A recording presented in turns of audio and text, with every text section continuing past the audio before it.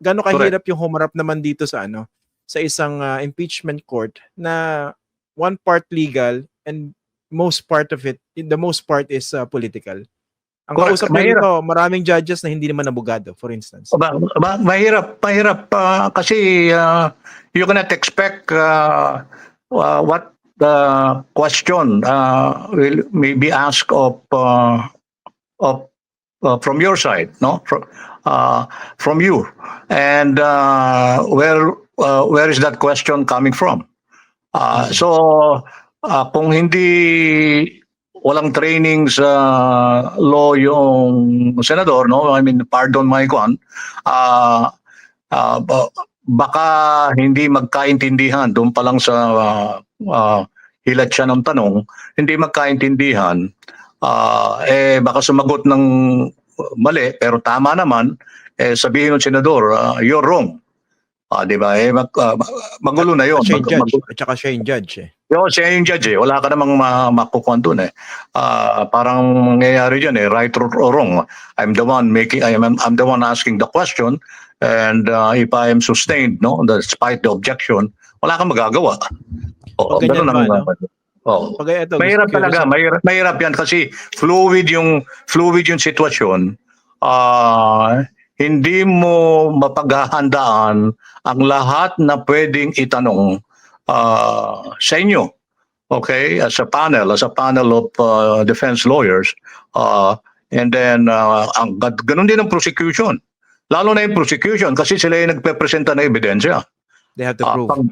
Oo, kasi kung wag namang masama eh, no, kung I'm just assuming, no, this is hypothetical, kung butaw-butaw yung ebidensya o testimony ng yung testigong ipipresenta, dudurugin ka ng mga those who are somehow biased in favor of the president. Palalabasin na yan testigong yan hindi dapat paniwalaan. So magkakaroon ng issue sa credibility noong testigong pinipresenta nyo. Kaya ang nabanggit ko na yata sa iyo, yung for evidence to be credible, all right, it must not only come from a credible witness, but it must also be credible in itself. Hindi pwede dahil ito dapat paniwalaan mo to, ang integrated ito 101%. Paniwalaan mo dapat ito. Kung hindi naman according to the laws of nature or the ordinary course of things yung sinasabi, bakit mo paniniwalaan? Diba? Yung appeal to authority ang tawag doon. Paniwalaan kasi siya nagsabi. Yes. Sa isang trial, kasi tama yung naalala ko tuloy yung kasi kinover ko yung trial na yan from start to finish, no. Wala minsan may mga tanong na, pardon me for the term, no. May tanong yung isang senator judge na hindi man abogado. Minsan ang bantot ng tanong, wala sa hulog, pero you still have to answer and then eventually you're overruled. How do you control your demeanor when in fact you know what was supposed to be the judgment? Abject surrender tayo dyan. Wala tayong magagawa eh. They control it. They control. Tayo active participant, but we do not control everything. They control everything. Okay. They control everything. Iniisip ko rin attorney, no, kasi wala naman tayong jury system dito sa Pilipinas, pero meron bang parang kahit papaano pagkakahalintulad kung ang kausap nyo rito at ang kukumbinsihin niyo senator judges na hindi naman lahat abogado, meron ba siyang parang kahit paano pagkakahalintulad dun sa jury system? Malayo, palagay ko, Christian. Sa akin tingin, malayo. Kasi yung jury system, you're not only swayed by the arguments, no? You may be swayed by the emotions being shown by a particular witness, especially if the witness is the victim. All right? It may be they may be swayed actually, kaya nga nakakon sila, di ba? Nakakulong yung mga yan para hindi sila ma-impluwensyahan ng mga news na lumalabas. Okay, alam mo naman eh. So, sa atin iba. Itong kasi political nga ito eh. Magbabawal ba nilang coverage ng, for instance, ng Trimedia? Hindi yata. Pagbabawal ba nila yan? Mukhang hindi nila pagbabawal yan kasi public eh. Diba? Oo. Public yan. So, ang tanong mo dyan is ultimately, titingnan nila yan, ano ba yung lumalabas na popular dito? Saan ba panig ang nakararaming nagsasalita doon sa particular issue na pinag-uusapan natin? So yun, wala kang magagawa doon. Wala kang magagawa doon dahil sarili niyang paninindigan yun eh. Yun ang kanyang magiging batayan eh kung paano niya titingnan yung kaso at kung paano rin siya ultimately boboto. Pero pag ganun, di ang hirap ng trabaho ng either side. For example, kasi kahit gaano kabigat yung ebidensya, ultimately pwede pala mag-decide otherwise yung senator judge depending on the public pulse. Correct. Wala akong issue dyan kasi pwede naman nilang, they can rule one way or the other, they can rule more in favor of the other.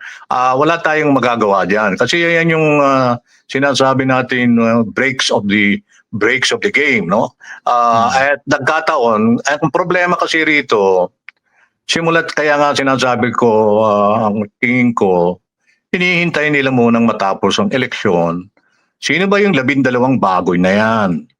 Magkakaroon ba, pag nag-assume na ng office yung mga senador ng bago yan, at nag-assume sila at senator judges, makakakuha ba ang prosecution ng 2/3 vote to be able to convict, to secure a conviction, a judgment of conviction? Alright? Kami naman, meaning yung parte ng defense, no, ang tinitingnan namin noon, at dapat tingnan din ngayon ng defense, mayroon ba silang at least siyam na either mag-abstain or boboto talaga ng acquittal? Alam mo, pag may bumoto ng abstain, pabor yan kapabor yan sa Vice Presidente. Sara, tama. Ang tingin ko, mayroon mga boboto na mag-abstain. Para they get the best of both worlds. Dahil politika yan na Christian eh. Hindi Pero mo to me, attorney, to me, that's lame. Kasi hinalal ka dyan eh. Part of your job is to sit as an impeachment court judge. Parang masyado lame sa akin yun. From a political standpoint, it is not. Bakit? It may be lame, as we can say that it is lame. Parang ano ba yan? Parang jelly-footed, no? Hindi malinaw, hindi pinininindigan. Parang gano'n. Parang wala talagang spine. Ano magagawa natin? Ganun sila. Sa katotohanan, politics is more or less an art of compromise. Compromise in the sense na you do not, bakit ko igigisa yung sarili ko yan? Poproteksyonan ko muna yung akin, yung interest ko. Ayokong maipit dyan. Di ba? Yan dyan muna makikita. Makikita. So dito parang ano yan, kung kayo yung isang impeachment court judge, isang impeachment court, kunwari kayong prosecutor, hindi nyo lang kukumbinsihin yung senator judges, kundi yung public. Kasi pwedeng yung public muna yung i-convince sa lakas ng ebidensya para magkaroon ng public pressure at mapilitan makinig yung ilang senator judges. Diba? That's one way of doing it. They confluence yan. But it has it is a big factor, if I may just say that, no? It is a big factor in influencing how a particular senator judge will vote one way or the other. Nasa sa kanya yun. Ngayon, hindi mo naman pwede ring sabihin walang senator judge na nag-iisip independent of what is becoming popular, no? By reason of the media blitz of one side as against the other side. Hindi mo naman pwedeng sabihin ganun lahat yan. Ako naniniwala they can all be fair, and that's precisely in their oath of office. Okay, in their oath of office. Pero that is in the oath. what they actually do when they ultimately vote will actually show their inclination or bias even from the very beginning. Makikita mo na yan. Makikita mo na yan as the trial progresses, as the trial evolves. Makikita mo na yan kung sino yung pro, kung sino yung against. Meaning pro conviction or Against. pro acquittal. Oh, yeah.